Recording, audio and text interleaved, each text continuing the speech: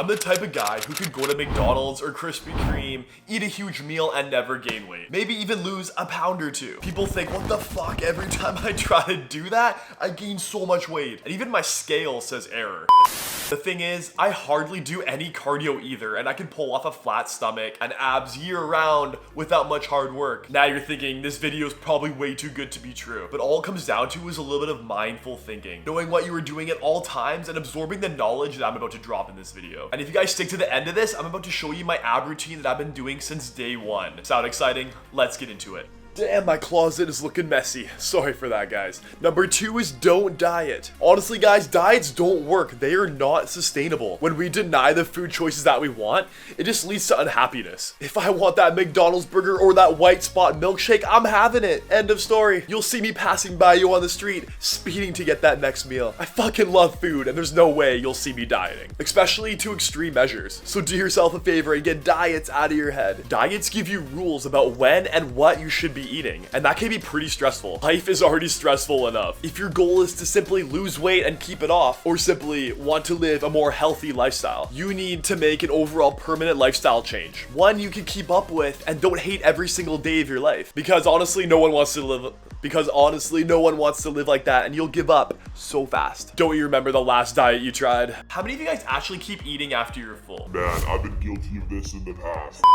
I love eating, so I used to eat way past being full. My friends and I would go out for dinner sometimes, and it would just take one friend to say, yo, we're getting dessert. I'm like, hell yeah, we are, let's go. I don't care about who's had dinner. Being full and stupid, we would say yes, because who doesn't want that delicious ice cream sundae? I know you do, and so do I. It wasn't excessive, but I did notice a big difference once I stopped doing this. Once you've committed to eating only when you're hungry and more slowly, you can give yourself a chance to know when you were hungry and get in touch with that feeling that tells you to stop. I can't stop eating. I mean, how often have you continued shoving food down your mouth despite having to unbutton your pants? You need to drink more water. I like to have a big glass of water before every single meal, and I think you guys should too, especially in the morning. I keep a jug of water next to my fridge in the morning. It's almost like a cue reminding me that I need to drink water first thing in the morning. And because I'm always going to my fridge to get my next meal, the jug is always beside there, ready to go. And that's how I'm able to keep this habit going. And that way you'll never forget. When your stomach senses that it's full, it sends signals to the brain to stop eating. Water helps take up space in the stomach, leading to a feeling of fullness and reducing hunger. Now, when I'm about to eat that slice of pizza or donut, I'm gonna eat less of it because my body's already full, but I'll still have the opportunity to satisfy my craving. You guys see where this is going now? Some people say water can even help you burn calories. How cool is that? And specifically cold water, because the body expends energy and calories by heating up the water for digestion.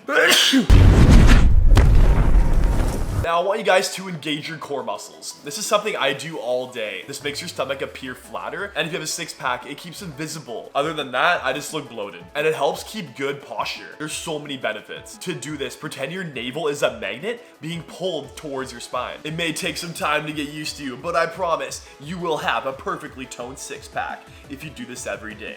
No, I'm just kidding. Although keeping your stomach flexed all day won't guarantee washboard abs, it can definitely help contribute to a flatter stomach. The more you guys practice this movement, the more it'll become second nature. Let's get into exercise. I've been exercising my entire life. No, not extreme cardio.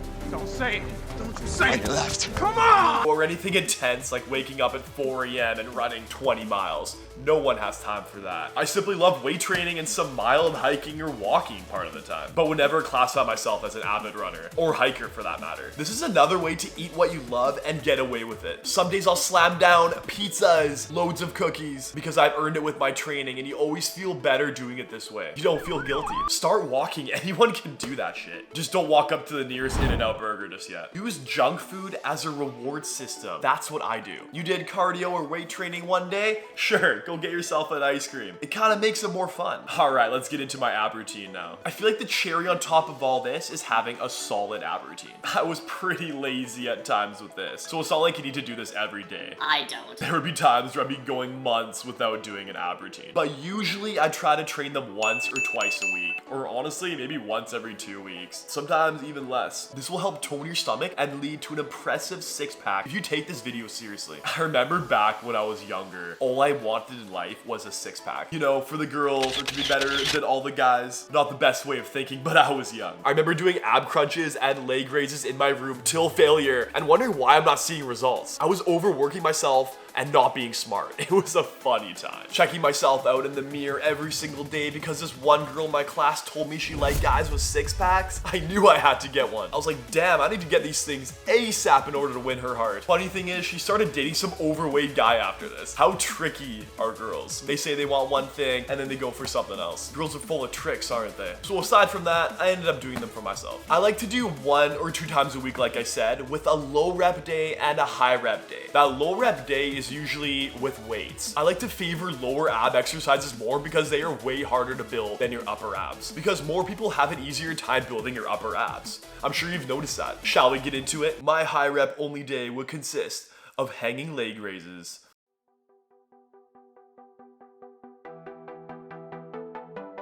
elbow to knee crunches,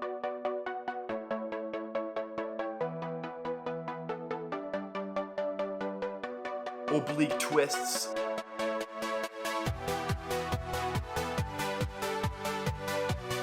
jackknives, lying leg raises, Swiss ball leg raises, and hanging windmills to finish this off. My low rep day, I like to do lying jackknives with a dumbbell, cable crunches, decline leg raises. The last one usually not being weighted. If you guys have any questions about the ab routine, please let me know in the comment section below. I will answer every single one. Don't believe me? Try it. Now check out these next 2 videos if you want to skyrocket your fitness journey. I'll show you how to lose weight without tracking calories and how to build an aesthetic physique. But make sure you watch part 1 and 2. Thanks for watching.